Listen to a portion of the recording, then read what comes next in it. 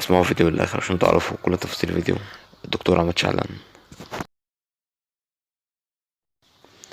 فضيحة عماد شعلان عميد كلية الحاسوب مع إحدى بنات الكلية.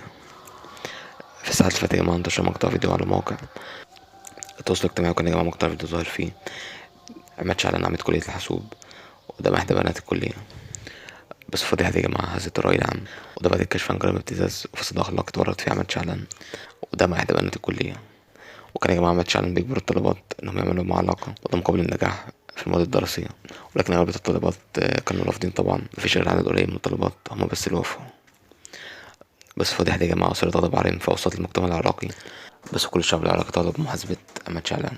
بس كده يا جماعة بكده نكون وصلنا لنهاية فيديو النهاردة. متنسوش لايك واشتراك في القناة، والسلام عليكم ورحمة الله وبركاته.